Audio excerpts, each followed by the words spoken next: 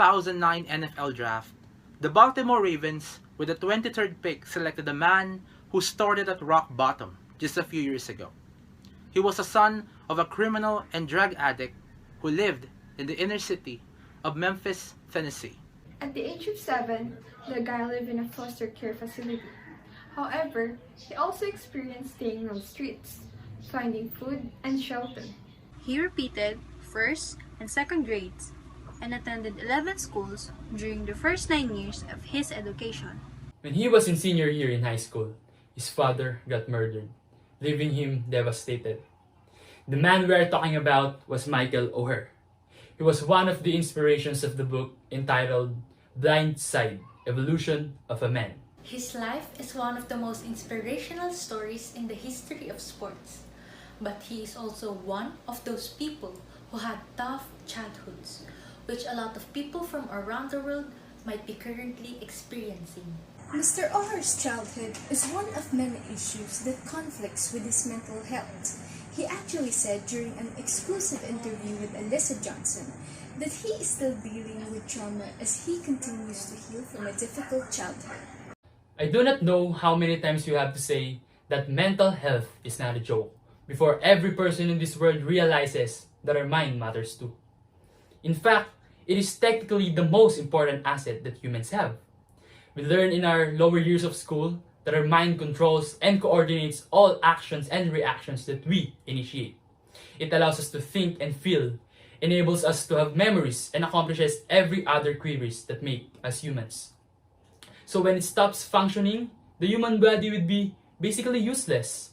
So taking care of our mental health ensures that we, as citizens in a community, can contribute to a greater good.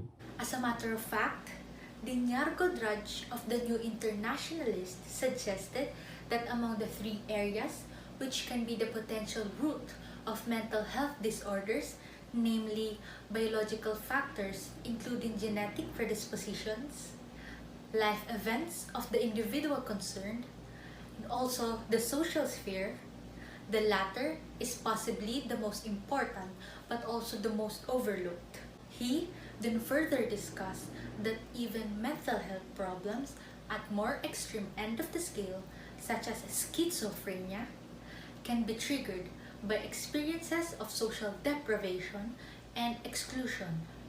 The social matrix becomes crucial when one considers that anxiety is the underlying thread of most mental illnesses, and that is actually evident. Anxiety and depression, the 2 most common mental health disorders, are not commonly acquired as genetic conditions or interpersonal conflicts. These are caused by experiences from various environmental and social implications like wars, famine, genocide in the past, as well as civil disobedience, poverty, and health crisis in the present. A British lecturer named Andy Young actually made a good point about this when he said, "Good mental health is rooted in social cohesion, not the individual." However, based on how most of our communities act, we can infer that mental health is not a priority and not the most important social problem that needs to be discussed. The irony is that the majority of our leaders ignore the significance of mental health, even if it clearly shows the collective consequences that it has throughout the years. It only means that we, as a society, have failed. Here are the facts to prove that during the year 2017, a report by Hannah Ritchie and Max Roser of Our World in Data discovered and estimated that about 792 million people live with a mental health disorder. This is more than 1 in 10 people globally. Today, the estimated number is about 970 million, or almost 13% of the current population. And when we calculated the annual rate of change from 2017 report to the current year, it has a rate of 5.2%. What's more alarming and troubling is that the fact that according to the JAMA Psychiatry of the American Medical Association, mental disorders are attributable to 14.3% of deaths worldwide, or approximately 8 million deaths each year. In the Philippines, mental health problems are one of the most important matters that should be discussed by the government. In fact, it is the third most common disability in the country, just behind low vision and partial blindness. There are currently legislations and campaigns that aim to protect Filipinos with mental health disorders. For example, in 2019, the current administration passed the first Mental Health Act, also known as the Republic Act number 11036, which seeks to establish access to comprehensive and integrated mental health services while protecting the rights of people with mental health disorders and also their family members.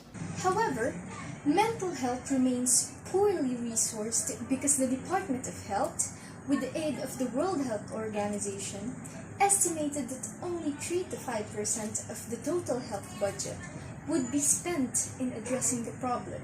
As a result of this unfair allocation of budget and priorities, the Philippines has around 4 to 6 million Filipinos that live with depression and or anxiety and other serious mental disorders, making the Philippines the country with the third highest rate of mental health problems in the Western Pacific region last year.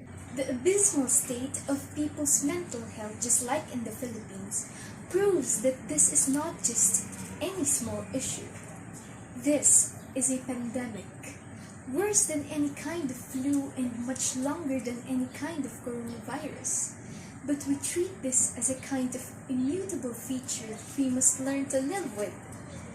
This is a problem that needs solutions. Well, throughout history, a variety of ways to deal with mental health problems has been used, such as the odd process of trephination, which is a very controversial procedure for psychoanalysis treatment, and also the Nobel Prize winning known as lobotomy. However, these processes are not for everybody. They are expensive, risky, and possibly very uncomfortable. As advanced as our technology right now, there are effective ways of dealing with man's mental health problems without the need of any special devices. We discussed the possible roots of mental health disorders. They could come from family members because of genes, or it could be the individual's conflict with him or herself. However, we believe that the most common root of mental health problems are the social implications and other external factors. Society plays a huge role in forming a person, whether it's good or bad, and currently, its toxic state has resulted in numerous cases of people having depression, anxiety, and different mental disorders that destroy the individual's well-being. Cleansing it and creating a nicer and more harmonious relationship with others by creating groups where people would engage in various activities that would make them feel happy and relieved is a key to a better mental health awareness. Let us go back to Michael Oher. Beyond his traumatic childhood, he found a new family that is complete and is way better than his old one. With them, Mr. Oher felt like he is part of something important. He knew that these people love him, and he knows that the community he now lives in is so different from the intoxicated one that he came from. However, there's one notable thing that never changes in his life. That is his love for football. One of the factors that helped him rise up was his sport. Not only he became successful by playing the game he loves, but Mr. Oher's traumatic past also gradually faded. Playing and enjoying sports make people better, and even the society as a whole. Sports bring people together, they say, even those who are suffering from mental health problems. Sports promotes better mental health because of two reasons. First, science states that physical fitness is directly related to mental well-being. Based on an article published by Active Norfolk website, sports, like any other recreational activities, improve a person's mood through providing a chance to unwind and engage in satisfying activities. Moreover, physical activities improve a person's concentration, keeping a person's key mental skills such as thinking, learning, and good judgment sharp. Sports and recreational activities also aid the body to release cortisol, a primary stress hormone that fixes sleeping habits and induces insomnia due to mental health problems. Besides the scientific evidence that promotes sports, another area that also solidifies its effect on the development of mental health focuses on the person's relationship to his or her society. Sports is more commonly considered as a social activity wherein people can engage and interact with others. According to another website known as Beyond Blue, the social aspect of playing sports comes with being part of a team. This steadily improves a person's well-being since human connection is such an important factor in maintaining good mental health. Being part of a team adds a support network that some introverted people wouldn't otherwise have. Furthermore, establishing a goal while doing sports and other recreational activities with others teaches people the value of cooperation. It also helps develop leadership skills that can be applied in all areas of life. So with all these incredible features that sports have, I believe that we, as individuals and as a community, should consider it as a key tool of our campaign for better mental health awareness. Unfortunately, we are currently living a particular chapter of our lives wherein everyone must social distance to ensure safety against an undetectable enemy.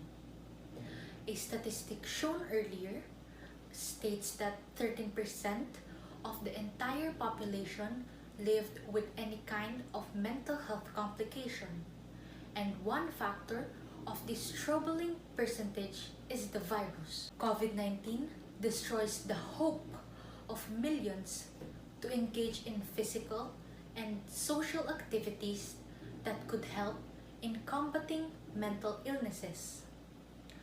Quarantine and self-isolation's longevity cause negative impacts on one's mental health. A review published by The Lancet stated that the separation from loved ones, loss of freedom, boredom, and uncertainty can cause a deterioration in an individual's mental health status. It placed the entire global community back to square one in every way possible. That includes the development of a more aware community in terms of their citizens' mental health. In contrary with the increasing demand, a survey conducted by the World Health Organization showed that 93% of the countries worldwide have experienced a disruption on providing mental health services due to COVID-19. Although there are countries that use telemedicine and teletherapy to overcome these challenges, it is alarming that only 50% of low-income countries have the capability to utilize them. What about the other 50%? Remember, one man committing suicide because he cannot stand the current situation must be enough for us to realize that we need to do something to solve this problem. So far, we still do not have the utmost liberty to meet as many friends as we want. We cannot do public gatherings, we cannot play sports, and we cannot go outside without the possibility of being inspected by the authorities. With our freedom stripped away from the community's safety, the only way for people with mental health problems to battle the effects of physical isolation are through the use of online websites. Now, I have to admit that this is a debatable idea because the use of online websites can cause negative effects. According to an online health platform known as the Recovery Village, 6% of the entire population has internet addiction, and that is somewhat troubling, right? Considering the fact that a recent report by Statista shows that the percentage of people that have access to the internet is 59.5%. However, it is also necessary to understand that the key features of different online websites such as Facebook, YouTube, and Twitter promote social interactions. These well-known social media are doors for people with mental health problems to be involved in the online community. A researcher named Adrian Wong published a study related to this topic, and he found out that social media plays a very important and essential role in our daily lives. It was evident during the brink of the pandemic that the way we communicate changed a lot, and that is mainly because of online websites, especially social media.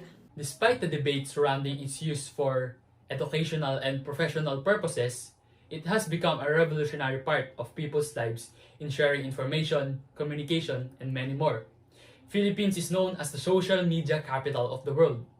And from the latest study of onbuy.com, it was reported that Filipinos spent an average of 102,054 hours of their life on social media and other online websites. This is where the debate starts. The current state of Filipinos' mental health continues to go downhill as their demand for more online content increases. This correlation gives a bad reputation for the use of online content, but this only happens because we, as people, do not put restrictions on ourselves. Self-discipline is a major factor in witnessing the benefits of online websites in our mental health. It sorts out necessary things such as having civil conversations and participating in online activities that involve others. Benefits of things are seen through regulation, and online websites are not an exception. The World Wide Web revolutionizes our lifestyle like what it has done today. As we end the talk, we hope that all of you remain Strong and faithful as we figure out ways To solve these two pandemics at once. We also want to tell you that no matter where you are, There is hope, and you are not alone. So let your voice be heard. Because we're all in this together.